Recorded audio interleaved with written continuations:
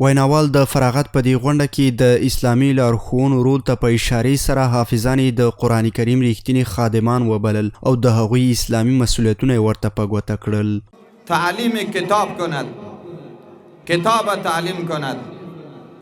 3 والحکمه، به مردم تعلیم حکمت کند.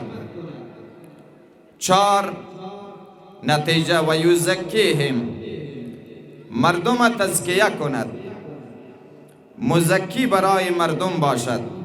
5 تن 5 ستون از احیا و نشر قرآن عظیم الشان انها به ثمر رسیده اند. فرزندان رشید کشور، لذا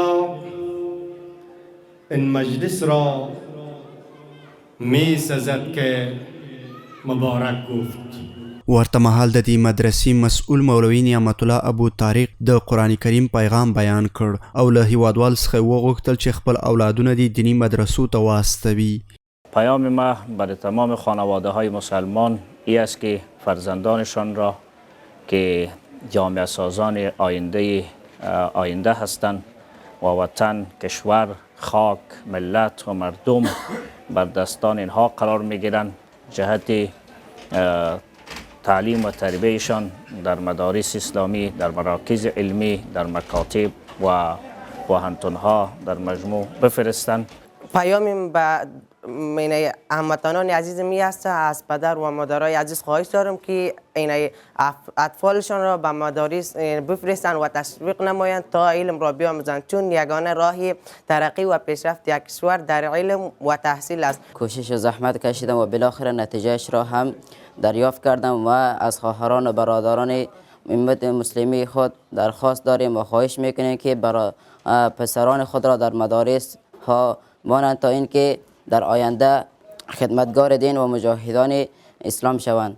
همدارنګه د بلخ ولایت د علماو شورا مرستیال د اسلامي برنامو مختلف اړخونه څرګند کړل. هغه وویل چې په انساني لارښود کې قرآن کریم مهم او اساسي رول لري. علمای محترم این مسئولیت را دارند که ملت را و فرزندان اصیل وطن را تعلیم و تربیت اسلامی بدن که الحمدلله مدارس در سطح ولایت بلخ توسط علمای نخبه و توسط علمایی که مخلص هستند و ارادتمند هستند که فرزندان امت مسلمه را تعلیم و تربیت بکنند. الحمدلله این پروسه روان است، با قوت روان است.